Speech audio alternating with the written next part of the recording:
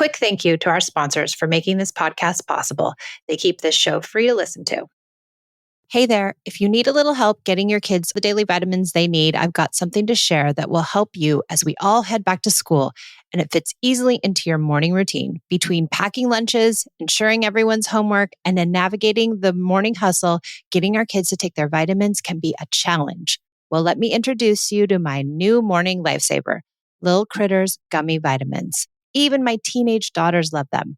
Most kids think they're having a special treat, but I know they get the essential nutrients their growing bodies need. It's peace of mind for me and total yum for them, even if they don't admit it. Did you know Little Critters is the pediatrician recommended kids multivitamin gummy brand? It's true. And it's the perfect stress-free way to kick off the day. So why not make your mornings a little smoother? Shop Little Critters Gummy Vitamins now and start your school year off with a smile. Shop now at the link in the show notes.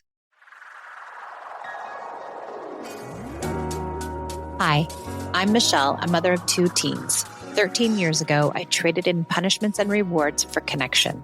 Now I prioritize relationship over behaviors, utilize play as a parenting tool, and set limits with empathy instead of consequences. Each week, I share my journey and interview clients, experts, and followers. Thanks for joining me on the Peace and Parenting podcast. I'm so glad you're here.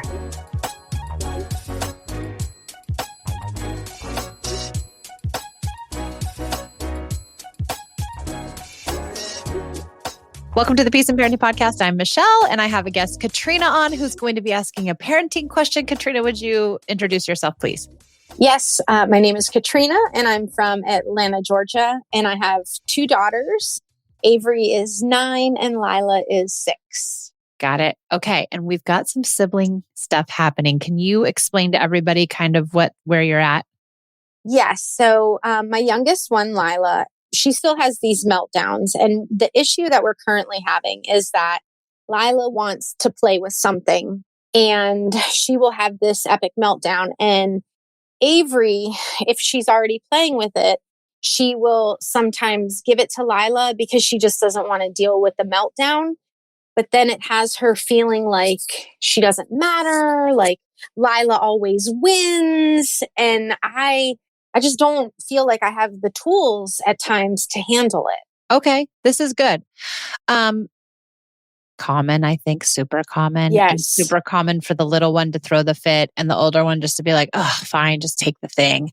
And it's also common for us to be like, just give her the thing because we don't want to hear the complaining, right? Yes. Right? Yes, because we just want it to stop. Yes. So let's just reframe this whole thing. Let's say you're playing with your phone, you're on your phone, and I'm like, Katrina, give me your phone. I want to have your phone. Please give me your phone. Now, would you even think to give me your phone? No. Exactly. So, and because I'm throwing a fit, is that your responsibility? No. No. And how would you feel if somebody who was a third party said, Katrina, give her the phone. We don't want to hear her cry. I would be very annoyed. Right. And then what does that do for the relationship that you have with you? What does that do to your and my relationship? Not very good. Right. Resentment. Yes. All the things like she gets what she wants. She's the whiny little brat. Why does she get it? It doesn't matter. Doesn't matter our age difference. It doesn't matter. It's your thing. You're playing with it. You don't have to give it up regardless.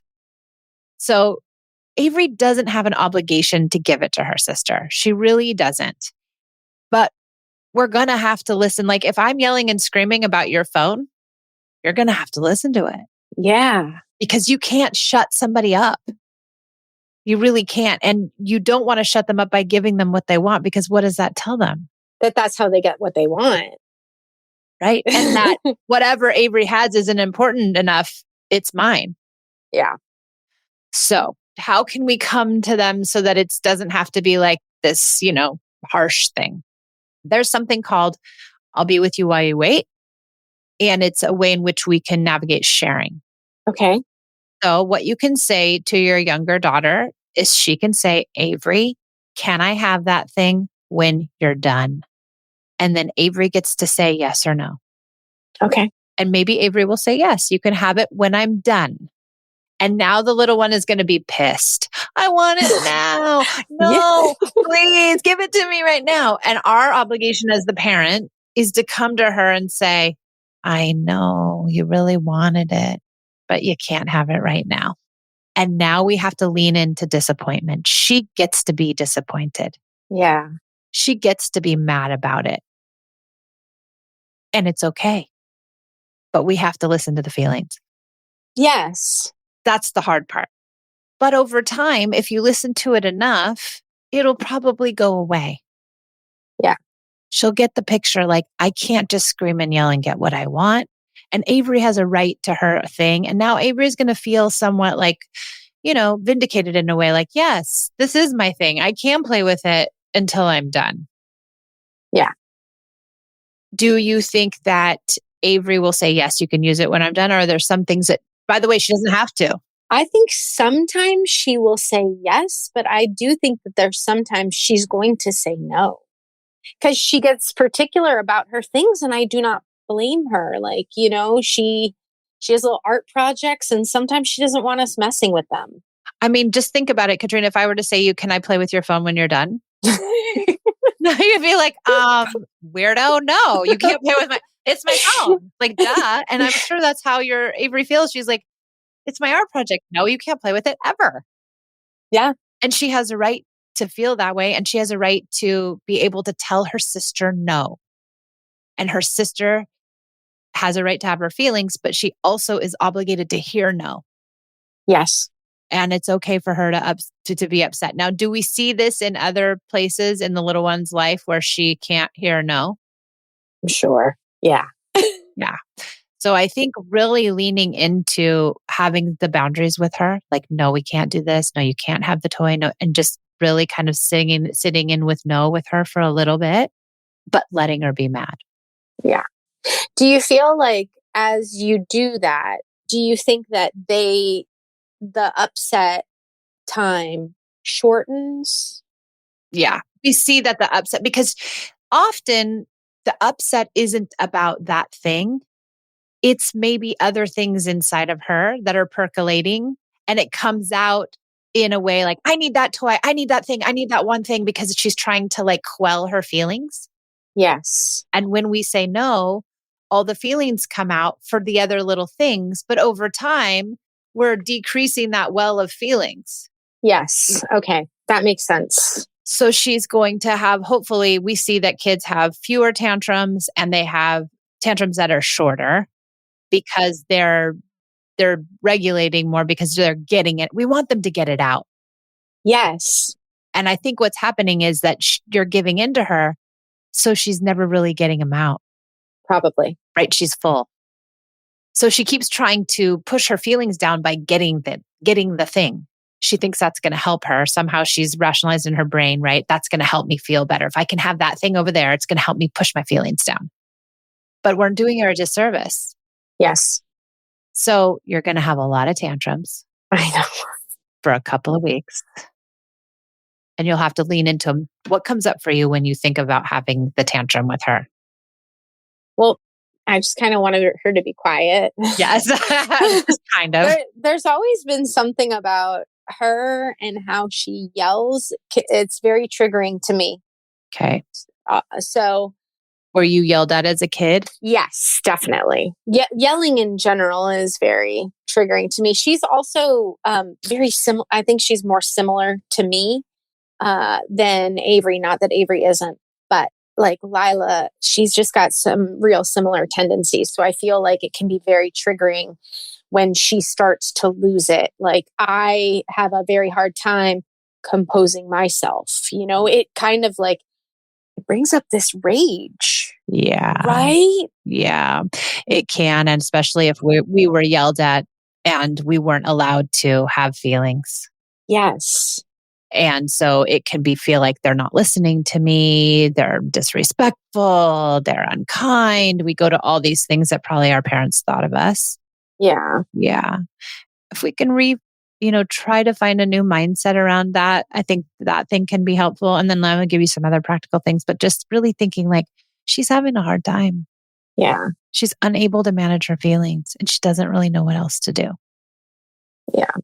And it's yelling from a child, which is very different than yelling from an adult. Yeah. Yeah. And if we can reframe it and just think like, it's not going to kill us. The feelings are not going to kill us. They're just feelings. That's Yeah. all they are. And they will pass if we allow Yes. them to. And thinking too, like, how would you have wanted your parents to come to you if you had a fit? Well, I would have much preferred comfort than yelling and like, don't cry, like you're being ridiculous, like all of those things. So I've been trying to just like sit with her, have her on my lap because she's still little, and just try to, when she's in that state, I really try when I can to kind of like be calm, Yeah. right? Like try to really Yeah. calm myself, even though she's losing it. And maybe now that you have this idea and this plan, you'll be more ready for it. Yes. Right. Because I think what we also try to do is like, we're just trying to like, please don't let it happen today. Please just let them share. Please let them share today. Please don't. And we're like hoping for a miracle. And then what happens? We're like, oh, not again. Like we're mad. Right. Yeah. So if we go into it knowing she's going to have the fit, Avery's going to say no. It's going to be a whole thing. And my expectation is that's what will happen. It makes it easier to come into it. Yeah. When I'm prepared for it. Yes. So now you're going to think worst case scenario, she's going to say no. And you're going to have to listen to a 20, 30-minute tantrum of her being disappointed. But we're teaching her an incredible lesson. Yeah. That you're safe, that you are willing and able to have feelings with her, that she can be disappointed and that people can say no to her and she will still survive and that she doesn't need to get everything she wants and that her feelings are able to come out and be heard. Yes. Yeah. You're going to get there. I will. Yeah, you will get there. You're so close. Yeah. Yeah, you're so close. Time for a short break to acknowledge our sponsors. Because of them, you're able to enjoy this podcast without paying a dime. Hey there, if you need a little help getting your kids the daily vitamins they need, I've got something to share that will help you as we all head back to school, and it fits easily into your morning routine. Between packing lunches, ensuring everyone's homework, and then navigating the morning hustle, getting our kids to take their vitamins can be a challenge.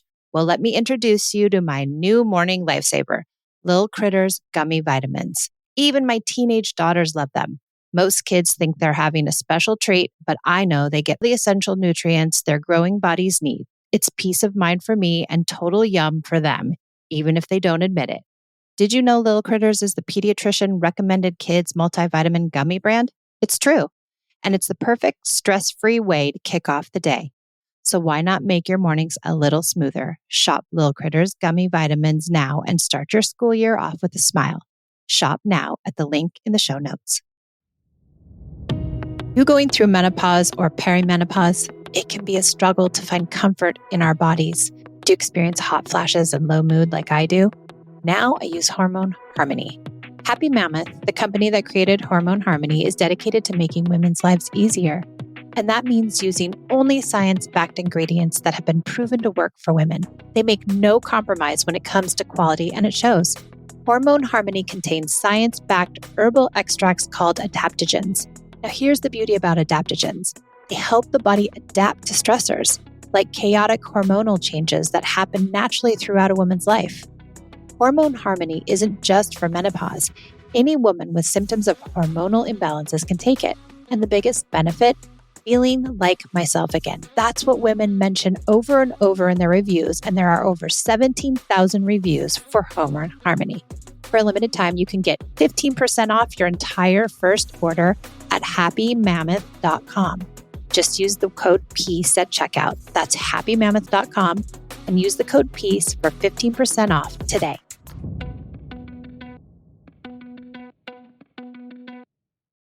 Now, back to the show. Okay, what other things make you nervous about this idea? I think myself, like I definitely notice times in the month when I just don't have the bandwidth. So what do I do if like in the moment, like I can't be calm and I want to yell? What's my alternative? What can I do? So what I would say is you're If you're like, I call those the moments like the fire drill moments, like you just like, you can't, you walk away. Okay. Just let them figure it out and you walk away for the moment because it's better to let them figure it out than for you to start yelling at people. Yeah. So Yes. you just, when you start feeling hot and it's like, I know I feel tense and my heart starts to beat and my face gets red and I like start to really lose it. I know if I can stop myself there and walk away, say, I've got to go to the bathroom. You know what? I gotta use the restroom. I gotta make an email. I have to call grandma. I have to like do something right now. And they're little enough that they won't take it personally. And if you go and just take a moment and then come back, it might help you re-regulate. Okay. You can also find a mantra to say to yourself, like, I can do this. It's only feelings. I don't need to yell. You know, they're just little. Whatever you can find to say to yourself in those moments might talk you off the ledge. Okay. You can also go find a pillow and scream into it. Yes. In the bathroom, in your bedroom, wherever you need to do, and just scream it out in the pillow and then come back. Okay. I think all those things can be kind of helpful in just, you don't have to respond to everything. You Yeah. really don't have to. If there's a sharing thing going on and you're over the edge, let them, they'll be okay. You can come back in 5 minutes and figure it out then. Okay. What else? Anything else? Yeah. I mean, how do you deal with your spouse who just, I guess, doesn't understand it? And that I think I have difficulty with that because I definitely understand and work on connection and things like that. But like this triggers him a lot. So it's like, how do I? Yeah. The big feelings trigger him. Yes, yes. Yeah. And he's a dad to two girls, so the Yeah. emotions and yeah, Yeah. it's like he It's a doesn't lot. understand it. It is a lot.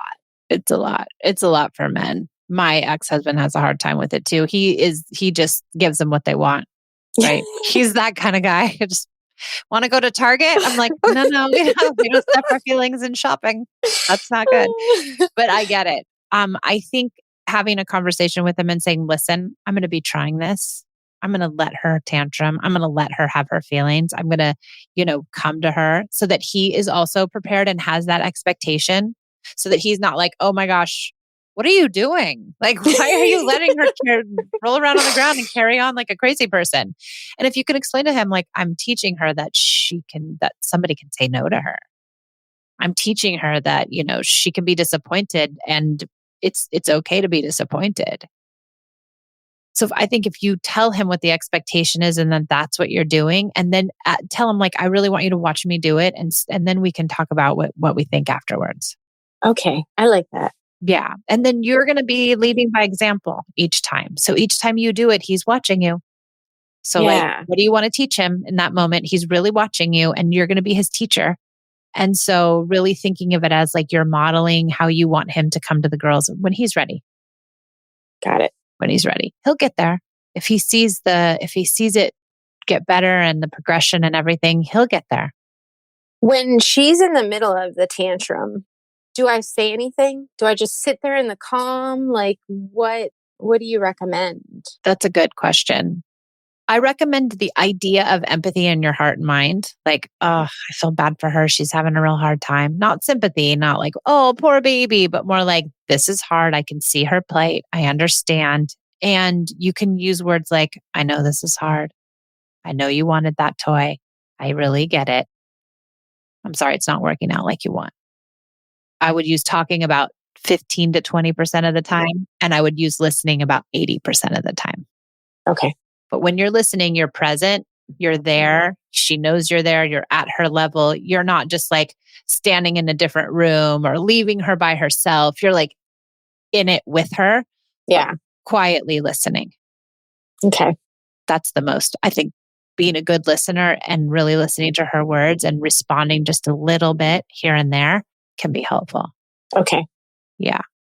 You're going to do it. I am. This is all great because I've been just confused at what to do. So now I feel like I have a plan for when the next one hits because it is going to hit.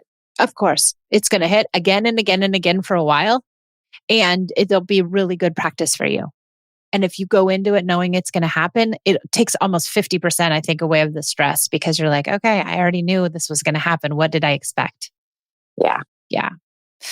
And I think just back to the sharing piece that she can ask her sister, can I have that when you're done? Okay. And then you can say to her, well, I'll be with you while you wait if she's waiting for it, or I'll be with you while I wait for you to have these big feelings because you're never getting it. So I do have one more question. Yeah. So I do feel like Avery, like, how do I fix? Because some of the comments she just made is like, I don't matter. Lila always wins. What helps to heal some of that she's feeling? Well, I think you holding the line and really saying that Lila doesn't get it and listening to Lila's feelings and allowing Avery to keep the thing is going to help her feel more seen and heard and understood. Okay. You can also go back to her and apologize. Like now you could say, you know what, Avery, I've been really thinking about this type thing. Like every time Lila asks for something and I make you give it to her, that wasn't the right thing to do. And I'm really sorry. And I'm going to make sure that she asks you if she can use it. And you make sure that you can say yes, or you can say no whenever you want. Okay. And so that she knows it's coming and that she knows that you're changing things and that you're sorry about not doing it the right way. Okay. I love that. Yeah, I think it'll help her. Yeah. Okay, perfect. Yep. And she can, and make sure she knows you can say no. Yes. That's what I really do want her to know. Like, you can say no. Yeah. And say, I even want you to say no because it's important that Lila learns that she can't have everything. And so if you at all want to keep that thing, please say no. Okay. Yeah. And so that she's empowered to do that. And what this will also do is balance their relationship back out. Yeah. Yeah. And maybe it'll work the other way at some point. I don't know. Yes. But maybe at some point it might. And so then Lila has the right to say no also. Yeah. And she realizes that. And she might say no to her sister more during this process for a minute because she's trying to get back at her. Okay. So just know that too, like the pendulum's going to be swinging all over the place. But eventually it'll temper. Okay, perfect. Okay. This was a good one, Katrina. This was so good. I feel a lot more confident now, knowing that I do have a lot more tools to handle this because it's like daily, sometimes a couple times a day. So Yes, it's a lot. And also you can use the listening skills for other moments when people are having feelings. Mm-hmm. You can use the self-regulation skills for other moments when you're having a hard time. So there's these skills you can just like kind of scooch around in other parts of your parenting. Beautiful. Yay! Thank you for coming on the podcast. Yes. It was so nice to have you. Thank you. This was so helpful. Oh, good. I'm so glad. All right. Thank you, everybody, for joining us, and we'll see you next time.